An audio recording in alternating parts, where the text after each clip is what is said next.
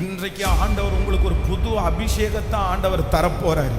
இதுவரைக்கும் சின்ன சின்ன விஷயத்துக்கெல்லாம் நீங்க ரொம்ப வருத்தப்பட்டவங்க, சின்ன சின்ன விஷயத்தெல்லாம் தாங்க முடியாம அழுதவங்க, நீங்க ஸ்ட்ராங்காகவே இல்லாத நிறைய பேருக்கு நான் நம்புறேன், உங்களை உருவாக்குறதற்கு, உங்களை உயர்த்துறதற்கு நிறைய துன்பங்கள் உங்களுக்கு வந்தாலும் நீங்கள் இனி ஒடுங்கி போவது இல்லை. இனி உங்களுக்கு கலக்கம் வருவது இல்லை. இனி நீங்கள் மன முறிவு அடைவது இல்லை. கர்த்தர் தீர்க்க தரிசனமாய் உங்களை பார்த்து சொல்லுகிறார், மகளே மகனே, சுற்றி இருக்கிற எப்பக்கமும் உனக்கு நெருக்கம்னு எனக்கு தெரியும், எப்பக்கமும் உனக்கு பிரச்சனைன்னு எனக்கு தெரியும். நீ வலதுபுறத்துல போனாலும் பிரச்சனை, நீ இடதுபுறத்துல போனாலும் பிரச்சனை.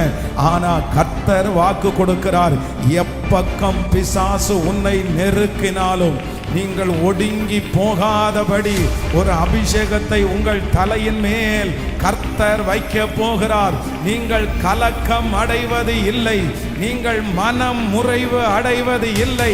நம்புறவங்க கரங்களை முழு பலத்தோட தட்டி அப்படிப்பட்ட ஒரு தைரியத்தை, அப்படிப்பட்ட ஒரு பலத்தை கிருபையாய் கர்த்தர் தருகிறார். ஹல்லேலூயா.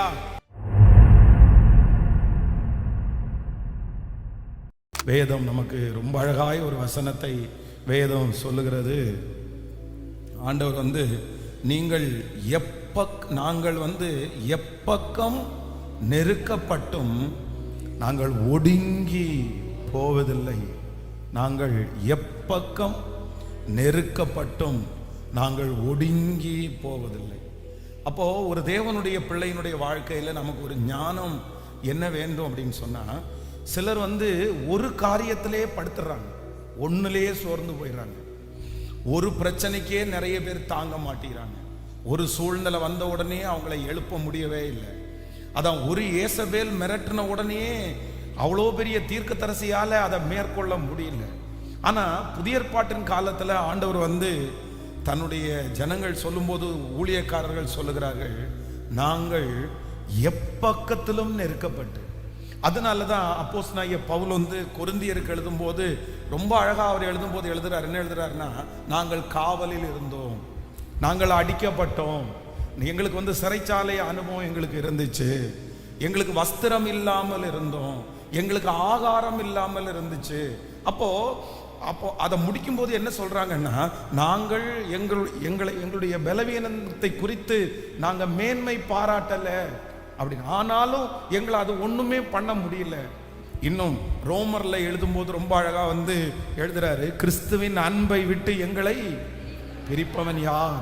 உபத்திரவமோ, வியாகுலமோ, பசியோ, பட்டினியோ, நிர்வாணமோ, நாசமோசமோ, இவை அனைத்தும் கிறிஸ்துவின் அன்பை விட்டு எங்களை பிரிக்க மாட்டாது என்று நாங்கள் நிச்சயித்திருக்கிறோம். அப்போ ஒரு ஆண்டவருடைய பிள்ளைகளுடைய வாழ்க்கையில நம்ம எதுவுமே எனக்கு நடக்காது, எதுவுமே எனக்கு வராது அப்படின்னு நம்ம அப்படி முடிவு எடுத்துட முடியாது. நம்ம எதுக்கு ஆயத்தமா இருக்கணும் அப்படின்னு சொன்னா, எல்லா பக்கத்திலையும் நமக்கு நெருக்கம் வரும். அதான் வேதம் சொல்லுகிறது, நீதிமான்களுக்கு வரும் துன்பங்கள் அநேகமாயிருக்கும், அநேகமாயிருக்கும். இன்னைக்கு இந்த மாதிரி ஒரு பிரச்சனையா, நாளைக்கு இன்னொரு மாதிரி பிரச்சனை வரும், நாளான்னைக்கு இன்னொரு மாதிரி பிரச்சனை வரும்.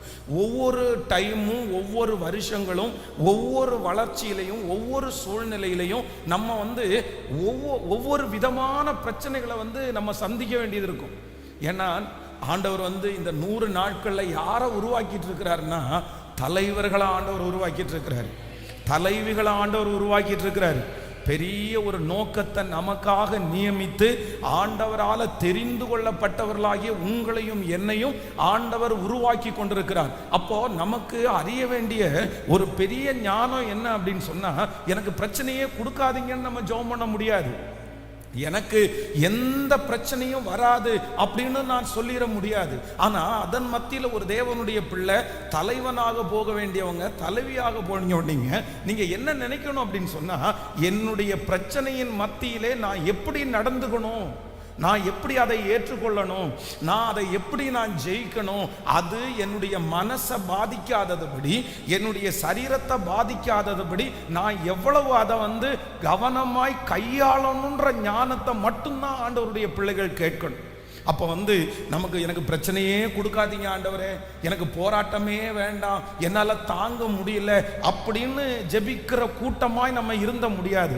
ஏன் அப்படின்னு சொன்னால், நம்ம தலைவனாக போகிறதுனால, தலைவியாக போகிறதுனால நம்ம எதற்குள்ள போய்தான் ஆகணும் அப்படின்னா, ஒரு தேவனுடைய பிள்ளை அந்த மாதிரி ஒரு சூழ்நிலைகளுக்குள்ளே போய்தான் ஆகணும். அதனால தான் தேவனுடைய மனிதர்கள் சொல்லுகிறார்கள், நாங்கள் எப்பக்கம் நெருக்கப்பட்டோம் ஒடுங்கி போவது இல்லை. நான் நம்புறேன், உங்களை சுற்றி நீங்க எந்த பக்கத்துல நெருக்கப்பட்டாலும் ஒன்று உங்களுக்கு ஒரு தைரியம் இருக்கட்டும், அவருடைய அனுமதி இல்லாமல் உங்களுக்கு ஒன்றுமே வராது. அன்றியும் அவருடைய தீர்மானத்தின்படி அழைக்கப்பட்டவர்களாகி தேவனிடத்தில் அன்பு கூறுகிறவர்களுக்கு சகலமும் நன்மைக்கு ஏதுவாகவே நடக்கிறது. அப்போ ஒன்று நினைத்து கொள்ளுங்கள், நமக்கு எது நடந்தாலும் அதுல ஒரு நன்மை கண்டிப்பா இருக்கும், அதுல ஒரு படிப்பினை நமக்கு கண்டிப்பா இருக்கும், அதுல ஒரு உயர்வு நமக்கு நிறைய இருக்கும். இப்பொழுதும் உங்களுக்கு சில மாதங்களாக, சில வருடங்களாக சில சூழ்நிலைகளை சுற்றி ஆண்டவர் அனுமதித்திருக்கிறாரா? நீங்க ஒரு தீர்மானம் மட்டும் எடுங்க, ஆண்டவரே இதை நான் எப்படி கையாளணும், இதுல நான் எப்படி நான் நடந்துக்கணும், இதுல நான் மனசு வருத்தப்படாம இருக்கிறதுக்கு நான் என்ன செய்யணும், இதன் நடுவிலையும் நான் ஊழியம் செய்யறதுக்கு என்ன பண்ணணும், இதன் நடுவிலையும் நான் சம்பாதிக்கணும், இதன் நடுவிலையும் என்னுடைய தலைமைத்துவத்தை நான் காத்துக்கணும், இதன் நடுவிலையும் என்னுடைய சரீரத்தை நான் பாழாக்காதபடி அப்படிப்பட்ட ஒரு ஞானத்தை கர்த்தரிடத்துல கேட்டு வாங்கணும். பாருங்க, சிமேயை தூசிக்கும் போது தாவீதை குறித்து வேதம் சொல்லுது, அதுதான் அந்த இடத்துல இருக்கிற ஒருத்தரால அவன் பேசுகிற வார்த்தை ஒருத்தரால தாங்க முடியல. ஆனா தாவீதனால என்ன பண்ண முடியுதுன்னா தாங்க முடியுது, அதை ஏற்றுக்கொள்ள முடியுது. காரணம் என்னன்னா, அந்த அளவிற்கு தாவீது ஒரு மோல்டான ஒரு பர்சனா மாற்றப்பட்டான். அதனால ஆண்டவர் இன்றைக்கு ஒரு கூட்டத்தை ஆண்டவர் தேடுகிறார். யாரை ஆண்டவர் தேடுறார் அப்படின்னு சொன்னா, நாங்கள் எப்பக்கம் நெருக்கப்பட்டும் ஒடுங்கி நாங்கள் போவதே இல்லை. எந்த பக்கத்துல உங்களுக்கு பிரச்சனை வந்தாலும், சுற்றி உங்களுக்கு பிரச்சனை வந்தாலும், நீங்க இருக்கிற இடத்துல இப்ப சந்திக்கிறது மட்டுமல்ல, இதைவிட பெரிய பிரச்சனை உங்களுக்கு வந்தாலும் நான் நம்புகிறேன், உங்களை சோதிக்க முடியாது, உங்களை அழிக்க முடியாது. ஆமென். உங்களை அழிக்க, உங்களை காப்பாற்றுவதற்கு கர்த்தர் இருக்கிறார். உங்க தரிசனத்தை எடுத்து போட முடியாது.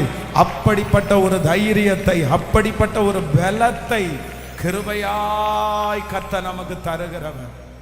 அல்லேலூயா, ஆமென். சொல்லுங்க பார்க்கலாம், அப்படியே கைகளை உயர்த்தி சொல்லுங்க, எப்பக்கத்தில் நாங்கள் நெருக்கப்பட்டோம். எங்களை சுற்றி எத்தனை பிரச்சனைகள் வந்தாலும், எங்களை சுற்றி என்ன ப்ராப்ளம் அதிகமா வந்தாலும், நான் ஒன்று நம்புறேன், நான் ஒடுங்கி போவது இல்லை, நான் கலக்கம் அடைவது இல்லை, நான் மனம் முறிவடைவதும் இல்லை, நான் ஒடுங்கி போவது இல்லை, நான் கலக்கம் அடைவது இல்லை, நான் மனம் முறிவு அடைவது இல்லை. ஹல்லேலூயா, ஆமென். இதுல ரொம்ப கவனமா இருக்கணும். பாருங்க, தேவனுடைய பிள்ளை இந்த இடத்துல சொல்லும்போது என்ன சொல்றாரு அப்படின்னா, எனக்கு சுற்றி நெருக்கம் வரும்போது நான் ஒன்னே ஒன்று செய்யறேன், ஒன்று நான் ஒடுங்கி போவது இல்லை, இன்னொன்று நான் கலக்கம் அடைவதில்லை, இன்னொன்று நான் மனம் முறிவு அடைவது இல்லை. அப்போ என்ன பிரச்சனை வந்தாலும் அது என்ன பண்ணல சொல்லுங்களேன், என்ன ஒன்றும் பண்ணல, என்ன ஒன்றும் பண்ணாது, என்ன ஒன்றும் பண்ணாது, என்ன எதுவும் செய்ய முடியாது. ஏன் அப்படின்னு சொன்னா, எனக்குள்ளே இருக்கிற தேவன் அவர் பெரியவரா இருக்கிறார். இன்றைக்கு ஆண்டவர் உங்களுக்கு ஒரு புது அபிஷேகத்தை ஆண்டவர் தரப்போறாரு. இதுவரைக்கும் சின்ன சின்ன விஷயத்துக்கெல்லாம் நீங்க ரொம்ப வருத்தப்பட்டவங்க, சின்ன சின்ன விஷயத்தெல்லாம் தாங்க முடியாம அழுதவங்க, நீங்க ஸ்ட்ராங்காகவே இல்லாத நிறைய பேருக்கு நான் நம்புறேன், உங்களை உருவாக்குறதற்கு, உங்களை உயர்த்துறதற்கு நிறைய துன்பங்கள் உங்களுக்கு வந்தாலும் நீங்கள் இனி ஒடுங்கி போவது இல்லை. இனி உங்களுக்கு கலக்கம் வருவது இல்லை. இனி நீங்கள் மன முறிவு அடைவது இல்லை. கர்த்தர் தீர்க்க தரிசனமாய் உங்களை பார்த்து சொல்லுகிறார், மகளே மகனே, சுற்றி இருக்கிற எப்பக்கமும் உனக்கு நெருக்கம்னு எனக்கு தெரியும், எப்பக்கமும் உனக்கு பிரச்சனைன்னு எனக்கு தெரியும். நீ வலதுபுறத்துல போனாலும் பிரச்சனை, நீ இடதுபுறத்துல போனாலும் பிரச்சனை. ஆனா கர்த்தர் வாக்கு கொடுக்கிறார், எப்பக்கம் பிசாசு உன்னை நெருக்கினாலும் நீங்கள் ஒடுங்கி போகாதபடி ஒரு அபிஷேகத்தை உங்கள் தலையின் மேல் கர்த்தர் வைக்க போகிறார். நீங்கள் கலக்கம் அடைவது இல்லை, நீங்கள் மனம் முறிவு அடைவது இல்லை. நம்புறவங்க கரங்களை முழு பலத்தோட தட்டி அப்படிப்பட்ட ஒரு தைரியத்தை, அப்படிப்பட்ட ஒரு பலத்தை கிருபையாய் கர்த்தர் தருகிறார். ஹல்லேலூயா, ஆமென். நமக்குள்ள சில கஷ்டங்கள் ஒருவேளை இருக்கலாம், நம்ம அதற்காக ஜெபம் பண்ணலாம். ஆனா எந்த பக்கத்துல நெருக்கம் வந்தாலும் ஆண்டவருடைய பிள்ளைகள் இந்த 3 தீர்மானத்தை நீங்க மறக்கவே கூடாது. யோசேப்பினுடைய 14 வயசுல அவனுக்கு எத்தனை போராட்டம் வருது பாருங்க. 17 வயசுல குழியில தூக்கி போடுறாங்க. பதட்டமா இருக்குமா இருக்காதா? தண்ணீர் இல்லாத வெறும் குழியில போட்டுட்டு ஒரு வனாந்தரமான இடத்துல போட்டுட்டு அவங்க பாட்டுக்கு போயிட்டாங்கன்னா என்ன பண்ணுவான்? எவ்வளவு பயமா இருக்கும். அதற்கு பிறகு தன்னை வித்து போடுறவங்க யாருன்னே தெரியாது. ஆனா அப்படி ஒரு பிரச்சனை வருது. அதற்கு அப்புறம் போத்திபாருடைய வீட்டுல பிரச்சனை வருது. ஆனா இவ்வளவு பிரச்சனை தொடர்ந்து வந்தோம், யோசேப்பு ஒடுங்கி போகவே இல்லை, கலக்கம் அடையவே இல்லை, மனம் முறிஞ்சு போகவே இல்லை. அதனாலதான் கர்த்தர் அந்த தேசத்திலேயே அந்த யோசேப்பை கர்த்தர் பெருக பண்ணினார். நான் இன்னைக்கு இந்த வார்த்தையை உங்களுக்கு சொல்றேன். நீங்க மட்டும் இந்த பிரச்சனைகளை பார்த்து நீங்க ஒடுங்கி போகாதீங்க, நீங்க கலக்கம் அடையாதீங்க, நீங்க மனம் முறிவடையாதீங்க, மனம் முறிவடையாதீங்க. ஒரு நாள் கர்த்தர் இந்த பிரச்சனைக்கு ஒரு ரிவார்டை கர்த்தர் தருவார். இந்த போராட்டத்திற்கு ஒரு அவார்டு உங்களுக்கு கிடைக்கும். நீங்க கடந்து போகிற இந்த பாதைக்கு ஆண்டவர் ஒரு மகிமையை கர்த்தர் நிச்சயமாய் கர்த்தர் தருவார். ஹல்லேலூயா. சோ மன அளவுல பலவீனமான ஒரு மனுஷனை ஆண்டவர் பயன்படுத்தவே முடியாது. பிரச்சனையை பார்த்து பயந்து பயந்து ஓடுகிற கர்த்தருடைய பிள்ளைகளை ஆண்டவர் பயன்படுத்தவே முடியாது. 40 நாள் கோலியாத்தை பார்த்து பயந்து அங்க இருக்கிறவங்களுடைய மைண்ட் செட் என்னவா இருக்கும்னு நினைக்கிறீங்க? அந்த 40 நாட்களும் என்ன நினைச்சிருப்பாங்க தெரியுமா? அங்க இருக்கிறவங்க நம்மள மாதிரி ஆட்களா இருந்தா என்ன ஜெபம் பண்ணுவாங்க தெரியுமா? ஆண்டவரே, கோலியாத்தினுடைய வயிறு கலக்கட்டும் ஆண்டவரே, அவனுக்கு பேதி ஆகட்டும் ஆண்டவரே. ஏன்னா அப்ப இல்ல வேற என்ன ஜெபம் பண்ண முடியும்? அப்படியே ஜெபம் பண்ணி, ஏன்னா அவன் கொஞ்சம் வீட்டுக்கு போக மாட்டானா, அவன் கொஞ்சம் ஓட மாட்டானா, அவனுக்கு ஏதாவது ஒரு பிரச்சனை வரட்டும் ஆண்டவரே, அவனை பார்க்கறதுக்கே எங்களுக்கு பயமா இருக்குது, இந்த பிசாசை துரத்துங்கப்பா, இயேசுவின் நாமத்தினால இது போட்டும்பா. நம்ம அங்க இருந்தவங்க அப்படிதான் ஜெபம் பண்ணியிருப்பாங்க. கோலியாத்தை எதிர்கொள்றதுக்கு அவங்களால முடியல. ஆனா அதே நேரத்துல இந்த கோலியாத்து வேண்டான்னு நினைக்கிறாங்க. ஆனா ஒன்று நீங்க ரகசியத்தை கத்துக்கொள்ளணும், அந்த கோலியாத்தை முறியடிச்சாதான் பெலிஸ்தியருடைய நம்ம சுதந்தரிக்க முடியும். கோலியாத்தை முறியடிக்காம பெலிஸ்தியரை நம்ம சுதந்தரிக்க முடியாது. அதனால இந்த பிரச்சனையை மேற்கொள்ளாம, இந்த பிரச்சனையை நீங்க ஓவர் கம் பண்ணாம, இந்த பிரச்சனையை காலின் கீழே மிதித்து நீங்க அந்த சவாலை சந்தித்து முன்னேறாம அடுத்த கானான் தேசத்தை, அடுத்த லெவல உங்களால பார்க்கவே முடியாது. இப்போ அடுத்த லெவல் உங்களுக்கு போகணும்னு நினைக்கிறீங்களா? அடுத்த ஆசீர்வாதத்தை நீங்க பார்க்கணும்னு நினைக்கிறீங்களா? கானான் தேசத்தை சுதந்திரிக்கிறதுக்கு ஆண்டவர் சொல்லும் போது, நீ போப்பா, அங்க ஒருத்தனும் உன்னை எதிர்க்க மாட்டான் அப்படின்னு ஆண்டவர் சொல்லல. நீ அங்க எல்லாம் சமாதானமா இருக்கும்னு ஆண்டவர் சொல்லல. கர்த்தர் என்ன சொல்றார் தெரியுமா? அங்கே ஏனாக்கியர், கிர்காசியர், பெர்சியர், இப்படிப்பட்ட நிறைய பேர் இருப்பாங்க. ஆனா அவர்களை நீ துரத்தி விட்டு அந்த தேசத்தை நான் உனக்கு தருவேன் என்று கர்த்தர் வாக்கு கொடுக்கிறார். இன்றைக்கு யாரோ ஒரு சிலரிடத்துல ஆண்டவர் தெளிவா பேசுறாரு. நீ கோலியாத்தை பார்த்து வேண்டான்னு சொல்லாதீங்க, கோலியாத்தை பார்த்து ஒதுங்கி ஒதுங்கி போய் நீங்க நிக்காதீங்க, நீங்க பயப்படாதீங்க. நீங்க என்ன பண்ணுங்க அப்படின்னு சொன்னா, இல்ல எப்பக்கத்திலும் நாங்கள் நெருக்கப்பட்டாலும் நாங்கள் ஒடுங்கி போவது இல்லை, நாங்கள் கலக்கம் அடைவதில்லை. நாங்கள் மன முறிவு அடைவதும் இல்லை. ஹல்லேலூயா. அவங்க இனி பேசினா மனம் முறிவு அடைய மாட்டோம். நான் நம்புறேன் இந்த உலகத்தில் இருக்கிற அத்தனை பேரும் இந்த 100 நாள் ஜெபத்திற்கு பிற்பாடு உங்களிடத்துல ஒரு பெரிய வித்தியாசத்தை பார்க்கணும். என்ன வித்தியாசத்தை பார்க்கணும் அப்படின்னா, இதுக்கு முன்ன கெட்ட வார்த்தை பேசினா நீங்க வருத்தப்படுவீங்க. ஆனா இனி உங்களை பார்த்து கெட்ட வார்த்தை பேசினா உங்க இருதயம் கலங்கவே கலங்காது. இனி உங்களை குறித்து தூற்றி திரிஞ்சா உங்க இருதயம் கலங்கவே கலங்காது. உங்களை குறித்து பொய்யாய் சொன்னால் உங்க இருதயம் கலங்கவே கலங்காது.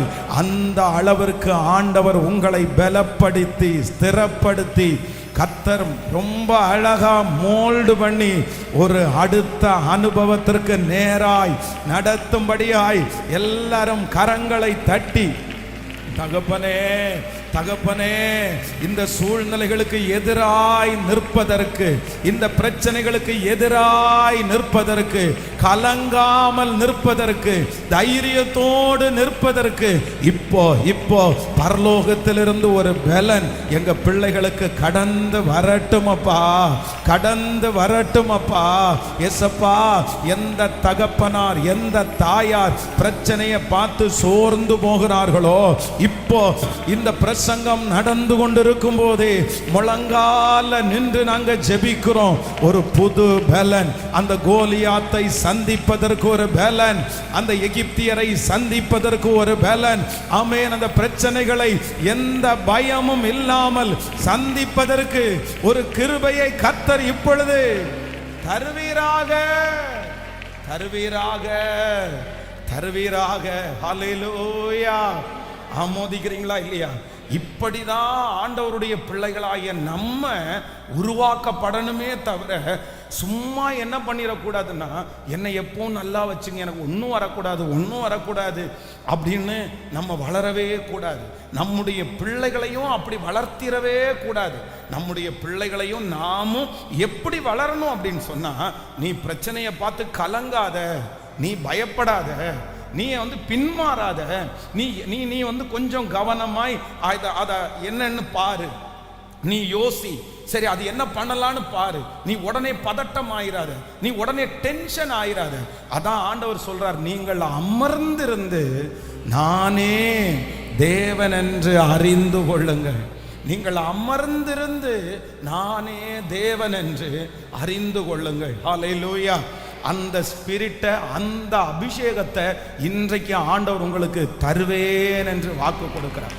இந்த சத்தத்தை கேட்குற யாராவது ஒருத்தர் சில நியூஸை கேட்கும்போது உங்களுக்கு பதட்டமா இருக்கலாம், பயமா இருக்கலாம். பாஸ்டர், இந்த பக்கத்து வீட்டில் இந்த நபரை சந்திக்கணும்னு நினைச்சாலே எனக்கு பயமா இருக்குது, நாளைக்கு நினைச்சாலே எனக்கு பயமா இருக்குது, கடன்காரர்களை நினைச்சாலே எனக்கு பயமா இருக்குது, எனக்கு ஆபீஸ்க்கு போகணும்னு நினைச்சாலே எனக்கு பதட்டமா இருக்குது, எதிர்காலத்தை நினைச்சாலே இப்படி இருக்கு பாஸ்டர், என்னால நிம்மதியா இருக்க முடியல, என் பிள்ளைய பார்த்தா அப்படி ஒரு கலக்கம் வருது, என் குடும்பத்தை நினைச்சா அப்படி ஒண்ணு வருது. நான் நம்புறேன், இது ஆண்டவர் கொடுத்தது அல்ல, இது உங்களுக்குள்ளே பிசாசு கொடுத்திருக்கிற ஒன்று. ஆனா ஆண்டவர் இன்றைக்கு ஒரு புது ஆவிய கர்த்தர் இன்றைக்கு உங்களுக்கு தரப்போகிறார்.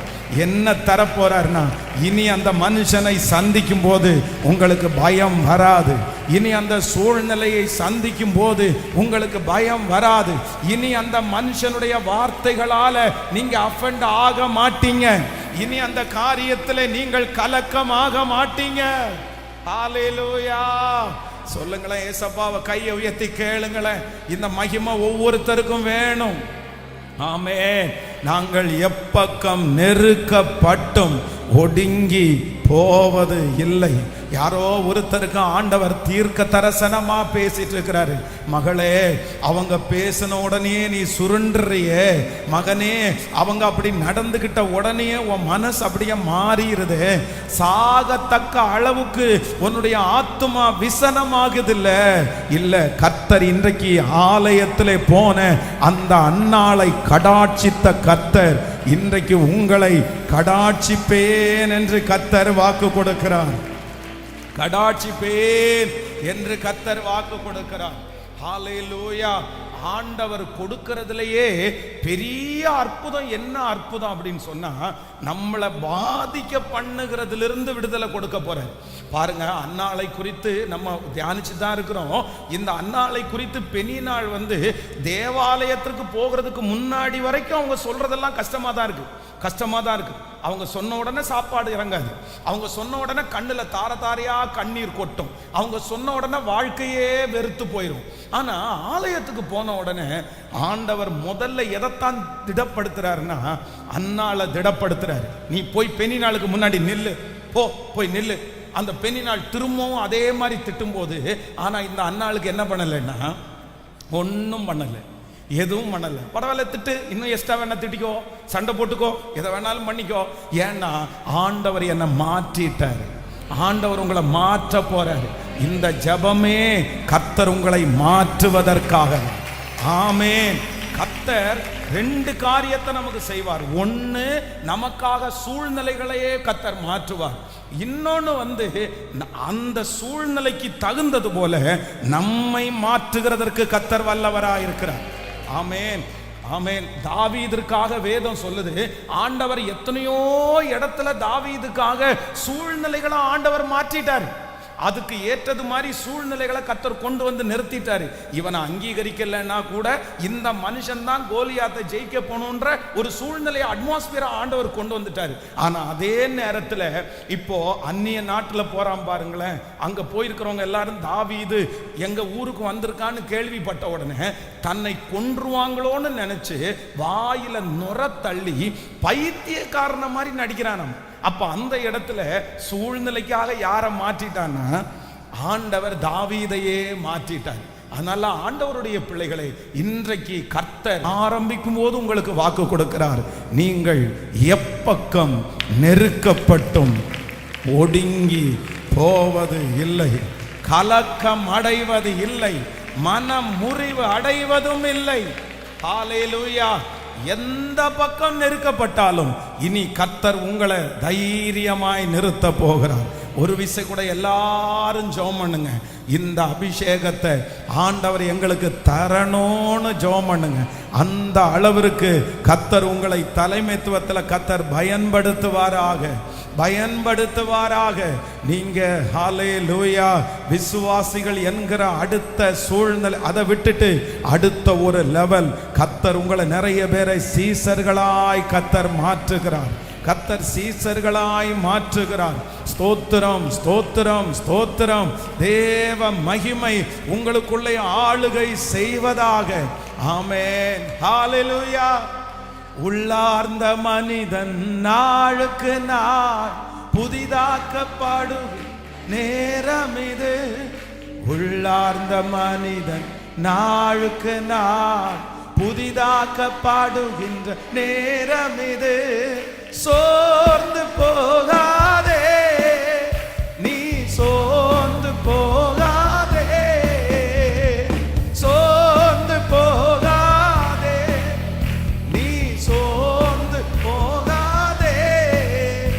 அதி சீக்கிரத்தில் நீங்கிவிடும் இந்த லேசான் உபத்திரவம், அதி சீக்கிரத்தில் நீங்கிவிடும் இந்த லேசான் உபத்திரவம். ஈடு இணையில்லா மகிமை பாடும் இதனால் நமக்கு, ஈடு இணையில்லா மகிமை இதனால் நமக்கு வந்திடுமே. சோர்ந்து